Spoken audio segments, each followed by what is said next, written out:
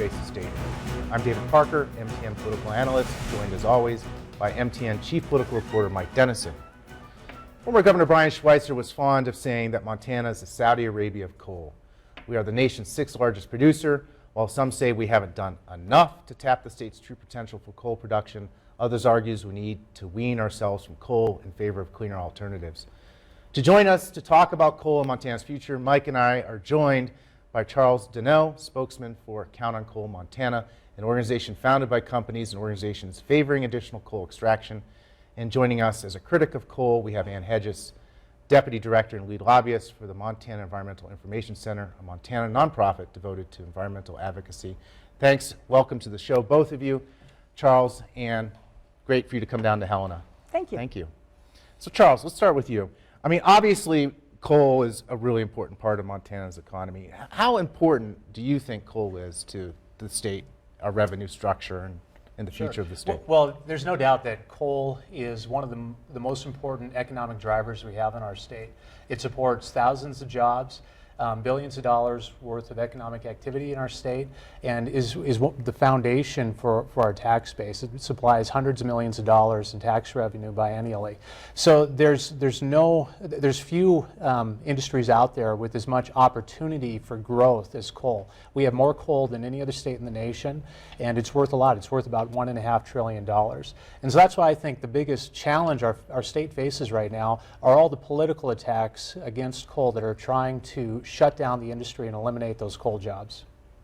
So, Ann, let's drill down a little bit and take what Charles is saying here. If you look at the figures, and I just grabbed this from the Montana Department of Revenue, the state received $75 million from the coal severance tax and coal gross tax. The coal severance tax is used to fund local infrastructure projects, loans for renewable resource projects, libraries, park acquisition. I mean, at the end of the day, if we kill coal, we have jobs that are lost, we have revenues lost, and ironically, it hurts our movement towards clean energy. How would you respond to that? I would respond by saying one of the smartest things we ever did was set up a trust fund.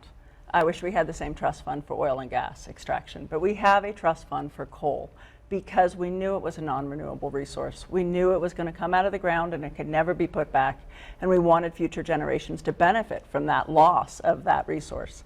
And that resource is still, it is paying dividends. It is going to pay dividends for the rest of our lives. And that is an incredible asset and wonderful. It really does help drive Montana's budget. When they go through the budgeting process, those coal tax trust fund revenues are really important for funding all the important things that you talked about. The bottom line, though, is that coal is, like any natural resource, it is finite. And there is an end to its life. And there will be an impact to the economy. It is not the impact that Chuck is predicting, or Charles, sorry. It is going to have an impact, though. And it's a good idea that we start planning now for what happens when we start losing some of those revenues. But the good news is that trust fund will continue to generate revenue for generations to come. Now, thinking about one of the things that's happened in the oil and gas industry, right, with fracking, is that they've taken these wells, made them more productive, and gotten a lot more out of that they expected. Are there similar possibilities with coal that actually we have a lot, but maybe we could even get more mileage out of it to actually put off the date of us ending our coal's usefulness? Well, I think Ann's correct. Someday we'll run out of these resources, but it's a long way off in the future. It's hard to wrap your mind around the immensity of the amount of coal we have in this state. At the current rate of extraction, we'll be digging coal for 1,600 years in Montana. Now, I don't think 1,600 years from now we'll still be using coal, but we will 100 years from now. And Montana alone could supply the entire U.S. electricity supply for 100 years just with the coal we have in the ground. So we have a lot of it. And I think with advances in technology, I don't think there's so much on the extraction side. I think where we need to invest in technology is in the generation side to make coal cleaner so that we can address these problems that we have. We need to address climate change. We need to get emissions cleaner, but we also need to supply a lot more electricity to the world. And to do both at the same time, we really need to figure out how we're going to make coal cleaner to get the emissions down while we can still supply the electricity that the world needs in the future. Charles, we'll come back and talk about clean coal a little bit more probably later in the show, but you mentioned in your opening that about the what you call the political war on coal. And let's talk about the law that Washington passed about a week ago. Also, Oregon has passed a law, both of them essentially saying we don't want to buy any more coal power from Montana. Isn't this an indication that coal is falling out of favor with consumers? When we can't force them to buy coal power. What do you think about that Washington law and its effects here? I think there's an affects the important market? distinction here, Mike, that this isn't a change in consumer preference. This is a political preference. This is politicians in Washington and Oregon dictating to their consumers what choices they have. This is not the consumers going out and saying that we have a change in market preference. This is the politicians that are part of this war on coal that are trying to kill coal by any means. Governor Inslee himself said that the objective of their legislation in Washington was to end coal-fired electricity generation. They're not as concerned about what happens on the cost side for their own consumers, and they're certainly not concerned about what happens to Montana's economy. And I'm betting you might disagree with some of that. Almost all of it. Okay. In fact, this isn't being driven by politicians in Washington and Oregon or any place else in the country. This is being driven by market forces. It's being driven by citizens who are demanding a change. It's being driven by people who are concerned about climate change. It's being driven by the economics of climate change. In fact, both Washington and Oregon were facing citizen initiatives that were going to have a far more dramatic effect on the coal industry and their importation of Montana's coal-based electricity than anything that those two states passed. And we may still see one of those too. We still may see one of those. I doubt they'll pass now, because what they've done is they've passed laws that I would say that it was a very conservative approach compared to what the citizens were putting on ballots in those two states. And in fact, the market, you know, what Charles would like is for politicians to be the ones to blame, but it's not politicians. It is a worldwide decrease in the demand for coal. It's a nationwide decrease in the demand for coal, and that's coming from not just citizens, but it's coming from markets.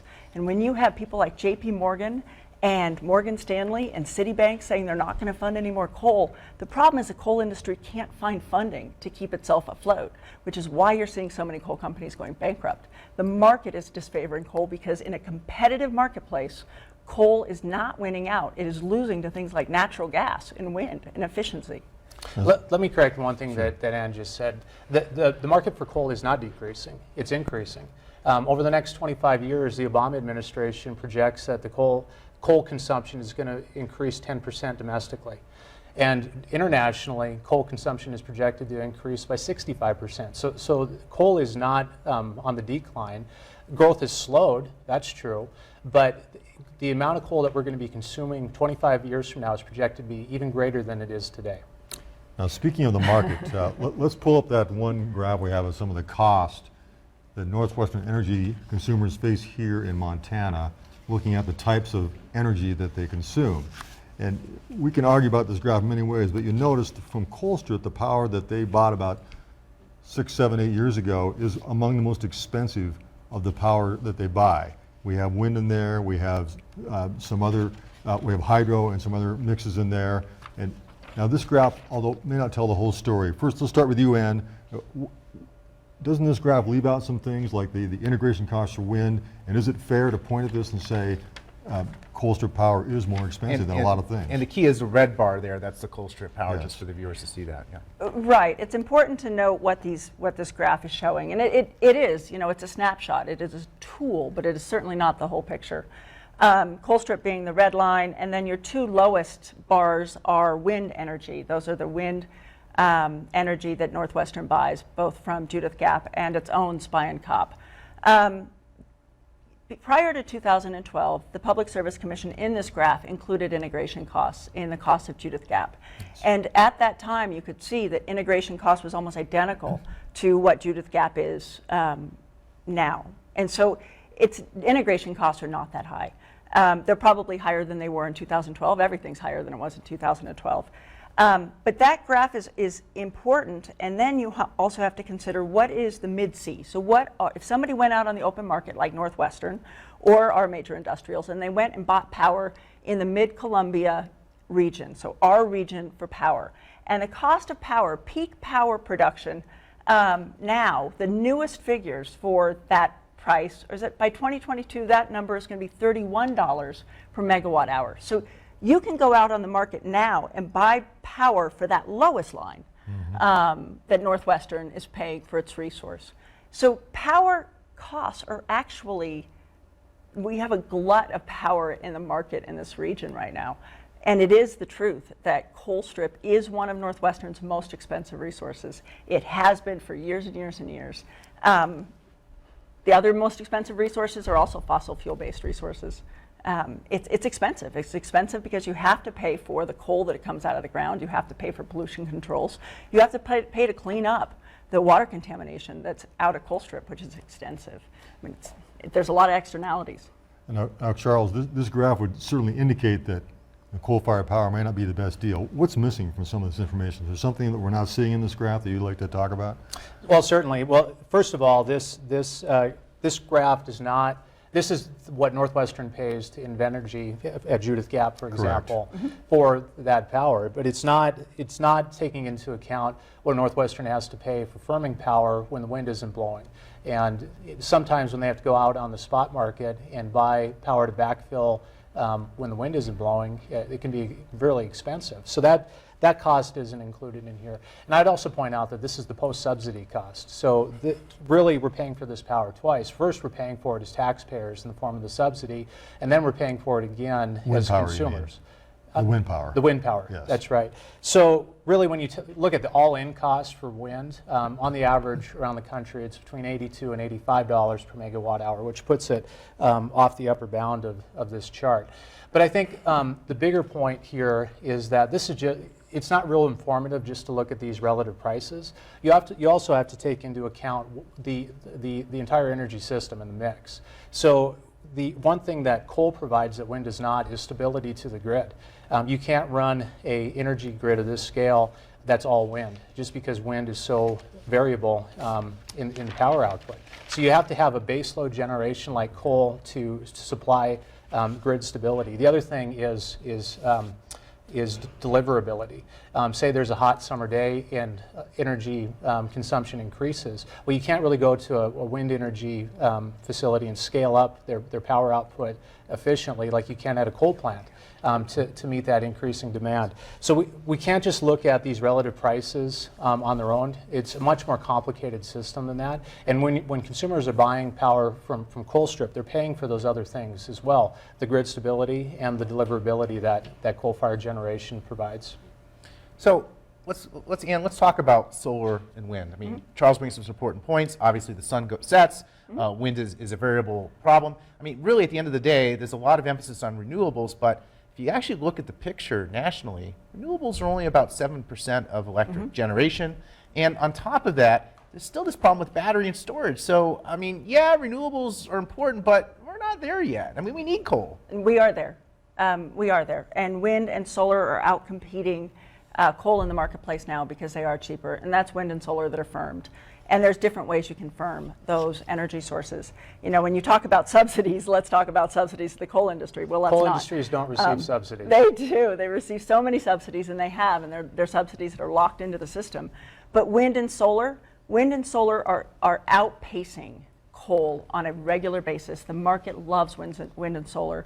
They are crushing, according to Bloomberg News yesterday, they are crushing fossil fuels in the marketplace today, not just in this country, but all over the world, because their prices have plummeted at the same time that their costs, the cost of installation has plummeted. So you now have them competing on a regular basis, out-competing coal and natural gas. The market is the market, and you can't change that. And since 2000, the market has been turned on its head when it comes to wind and solar installations and the price of those products. And consumers are starting to demand them because they are cheaper. And utility commissions, you know, we can't take out of this mix, this discussion, the fact that utility commissions are charged with making sure that rates are reasonable and that these investments in these plants are prudent. And if you think that utility commissions don't take their job seriously, then you haven't been paying attention to utility commissions. And they are not helping this transformation to clean energy because it's more expensive for consumers. They're helping this transformation to clean energy because it is competitive with the existing marketplace in fossil fuels. I want Charles to come in and respond to your point about subsidies. You say there are no subsidies. Explain how you say there are no subsidies, and explain your position on why there are subsidies. Coal companies don't receive subsidies. A subsidy is a government payout to a company. Could be research and development funds, it could be some other form of support. Coal companies don't get those types of supports. What Anne's trying to conflate here are tax expenditures. So if a coal company goes out for a regular business expense and deducts that from their taxes, she's calling that a subsidy. They're not the same thing. That would be like saying that every homeowner in Montana is subsidized by the federal government when they take their homeowner tax deduction. It's not the same thing. It's not a direct payout from the government like wind and solar companies get. Ann? It is a direct payout by the government. What is the payout, though, to coal companies? It varies, and there's a whole bunch of them. So you have Signal Peak, for example, who came into the legislature and got $1 million tax break at the very last minute of the session when Schweitzer was the governor. Sure. You know, you have the same company that came in and got a tax break from local governments at the very last second from the legislature. You know, they get these deductions. Then they come and they go on public lands and they pay a fraction of the cost that they would have to pay to the private sector to mine coal. And then there's a subsidy of water pollution. And these things have been, these mines have been destroying water quality in the area of these mines in Montana for a very long time. And nobody has called them on it. Nobody has made them clean up their mess. Nobody has made them restore the streams that they have either completely taken away or they have polluted. Those are subsidies in my mind. Some of them are direct financial subsidies, and some of them are just the fact that they get to do something that nobody else gets to do with our water. I got a couple points I want to make. First, I'm going to go to Charles here real quick. Look, isn't this political war on coal really disingenuous? I mean, at the end of the day, Colstrip's plants 1 and 2, they're old. These coal-fired plants have about a 40-year operational rate. We're getting at that point with 1 and 2. Aren't they really just, don't we need to shut them down because they're not as functional as they need to be, and it's expensive to replace them? I don't think we'd be having this discussion today about the future of Colstrip and about the future of the coal industry if it weren't for all of the political pressure that's coming down on the industry. And let's be clear, it's with the objective to eliminate coal mining and coal generation. So we've got a plethora of federal regulations, the big ones, the president's carbon regulations, but it's far from the only one. Put these all together, and there's a tremendous amount of political pressure that has distorted the market. We're not operating in a normal market condition when it comes to coal today. If we could relieve some of those political pressures and allow coal to compete in an open market, then I don't think we'd be having this discussion. Let's pull up that next graph I've got there about electricity generation. And I got this from the Department of Energy. And basically, it looks at sources of where we get our energy from electricity, coal, and I have coal outlined there, natural gas, and renewables, which is way down at the bottom. It's kind of hard to see. But basically, coal has been steadily declining at 48% to about 1/3 today. Natural gas is actually increasing its share, and even China is moving away from coal. So at the end of the day, aren't we basically, Ann's point about market, isn't she right on that? But at the same time, she's wrong on the renewables. It's increased from 2 to 7%. So at one hand, we have coal decline because of market. On the other hand, renewables are just not going to cut it. It's natural gas is where the story is. Let's start with Charles. Natural gas is at an all-time low. And there's a great deal of price volatility in natural gas historically. So you can take your bet on where you think it's going to go, but I think it's going to start to go up eventually. That's one of the reasons that historically we've used so much coal for our baseload generation, is because there aren't those drastic price fluctuations like you see in natural gas. Ann? You know, the coal market, coal is getting outcompeted by natural gas, no doubt about it. I don't think anybody in the marketplace is going to argue with that. It's just honest. For the first time ever, we're seeing natural gas produce more energy, electricity, than we're seeing with coal. And that's where you saw the intersection of those 2 points there. That's a really telling sign of where coal's going. It used to supply 50% of this country's electricity not very long ago, and now it's down. It was down at 33%, I think, recently. That's a significant difference. At the same time, you're seeing, while renewables are still down here, they're doubling on a regular basis really rapidly, and they are outpacing everybody's projections. And you are not seeing any market analysts say that they think natural gas prices are going up anytime soon. What you're seeing are the projections are that natural gas is going to stay really inexpensive for a very long time. And coal just isn't competing. You have, the UK, which was built on coal. It is like the first superpower built on coal. And they are now using as much coal as they did in 1850. You're seeing this change all over the world. You're seeing it in this country. And you're seeing it because of climate change. And if you ignore that conversation and the pressure to address that issue, then you are missing really important market forces. I would agree with Chuck. There are things at work that are driving the market, and a lot of that is concern about climate, because climate change is expensive. Now, we've been talking a lot about Colstrip, which is of course not the only Sure. coal-fired plant in the state, but it's the biggest one, and it's the one we talk about a lot. I'm just wondering what you think policymakers can or should do to quote-unquote save Colstrip. First of all, we have the governor's proposal just last year to take a look at some options. I'm wondering what you think of that, Charles, and also Ann, when it comes back to you, whether we need to do anything to save Colstrip and whether anything can be done. Let's start with you talking about what we should do and what the governor's proposed. Well, I don't have an answer on how to save Colstrip right now, but I do know that we have to save it because it's just too important to Montana's economy. We're talking about losing 7,000 jobs, $1.5 billion hole would be shot in our Montana economy. We lose over $400 million in biennial revenue. I mean, this is an economic shock that would be greater than the Great Recession had the impact on Montana. So we have to do something to save Colstrip. I think the first place to start is for our elected officials to really work together to fight back against these federal regulations and take some of the political pressure off of Colstrip and the greater coal economy. I just have to address the numbers he is using, because they're coming from a Bureau of Business and Economic Research study that came out, Northwestern commissioned in the fall. And that study says that we're going to close all 4 units of Colstrip by 2022, and we're going to tear out the transmission system that goes to the West Coast. And nobody, including Northwestern, is proposing to do that. That's a silly analysis, because Northwestern, in its integrated resource plan that is just submitted to the Public Service Commission and is out for public comment now, doesn't propose to do that in the future any time in the plan. It never proposes to close Unit 4. It never proposes to tear out the transmission system. That was a political gimmick on their part to get that analysis that shows that that's what the economic impact would be. That aside, Colstrip is subject to market forces. You have a plant that was designed, Unit 1 and 2, the 2 older units, designed to last for 30 years. They are going on 40 years. They are increasingly expensive. The best analysis we have is out of the Washington Utility Commission. They are responsible for making sure that their ratepayers aren't paying too much for energy. And they have found that it is not prudent to continue to invest in that plant.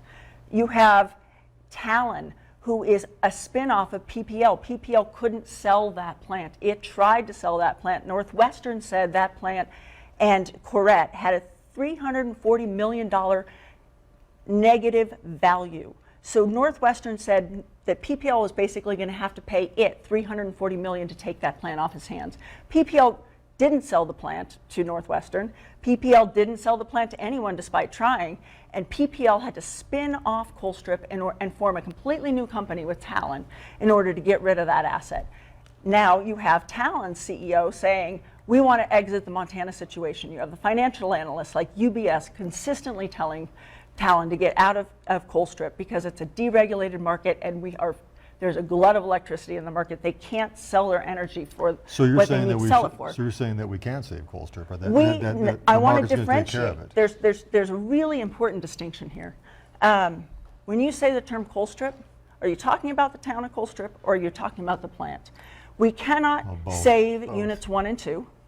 I disagree, and that's where I think our energy should be focused. This discussion should be focused. Every discussion in the state should be focused.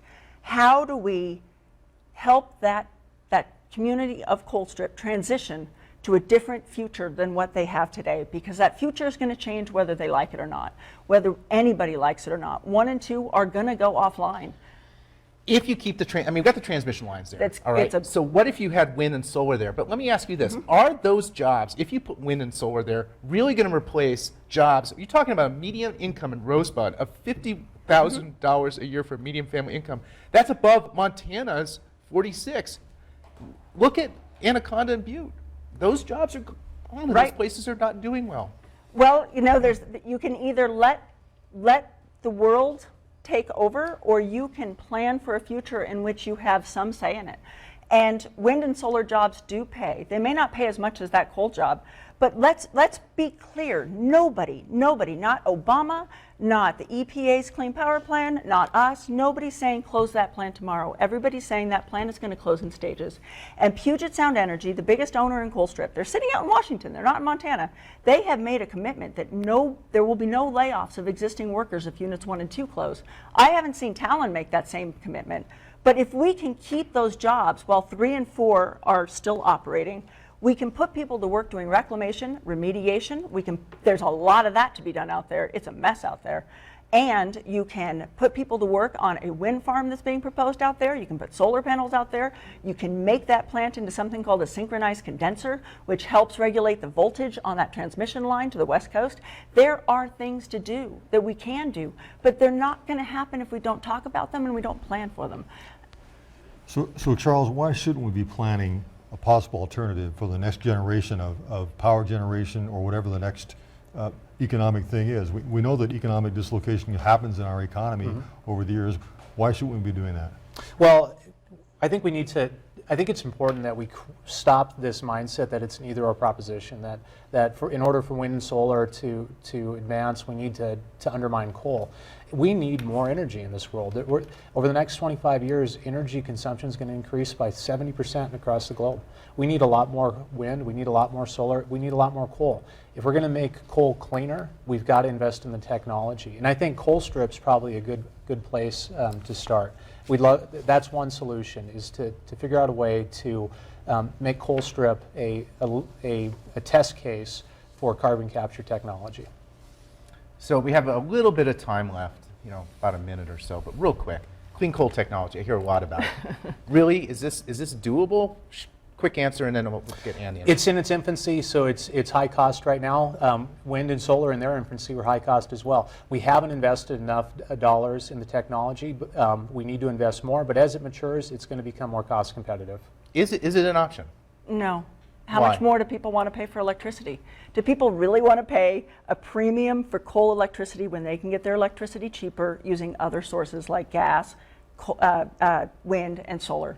It just comes down to what is the consumer willing to pay, and they're not willing to pay that premium to try to make coal clean. It hasn't worked yet. Nobody's figured out how it's going to work, and it's not worth investing in. What about nuclear power? Not in Montana.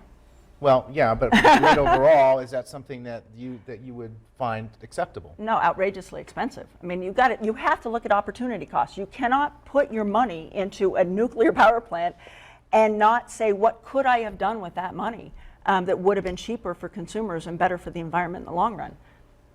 We're not going to solve climate change, and we're not going to solve energy poverty if we start taking options off the table. We need to get creative. We need to let the entrepreneurs go to work and figure out the best technology. Let's not let bureaucrats remove options. And I would say they already have. Well, clearly we have a complicated energy picture here in Montana. We have coal. We have to figure out what we're going to do with coal. Is coal going to stay? It's going to go. It's an important part of the economy. It's been great talking to Ann and to Charles today about the energy future here. Join us in 2 weeks where we'll talk about presidential politics, Montana politics, where we're going to have 2 great guests to kind of duke it out about what the Democrats and Republicans are going to be up to. Thanks for joining us in Face to State. You've been watching Face to State.